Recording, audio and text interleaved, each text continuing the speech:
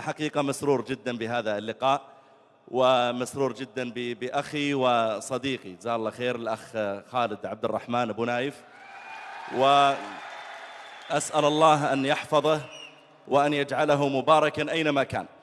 وأنا حقيقة لما رأيت هذا الجمهور الغفير ما شاء الله من الشباب علمت أنهم يحبونه كما أنني أحبه، وأسأل الله تعالى كما جعل أهل الأرض يحبونه أسأل الله أن يجعل أهل السماء يحبونه.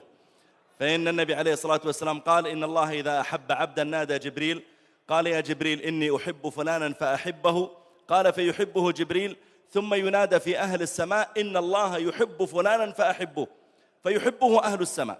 الملائكة حملة العرش تحبه، والملائكة التي تكتب أعمال العباد تحبه، والملائكة التي تجري بالوحي وتجري بالسحاب تحبه. قال عليه الصلاة والسلام ثم يوضع له القبول في الأرض.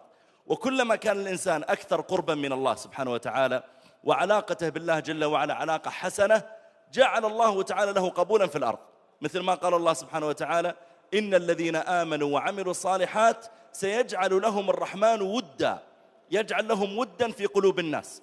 فكلما أردت أن يحبك الناس بل أن يحبك الله تعالى قبل ذلك احرص أنك تصلح علاقتك بالله سبحانه وتعالى، تصلح علاقتك أولا بصلاتك، تصلح علاقتك بوالديك، تصلح علاقتك بالابتعاد عن المنكرات، تصلح علاقتك بخدمة الناس، بالإحسان إليهم، بالشفاعة لهم، بالعطف عليهم. إذا أتاك الله تعالى منصبا أو مالا أو غيره تعرفت به على الخلق وعلى المساكين والضعفاء لأجل أن يكون لك عند الله تعالى مكانه.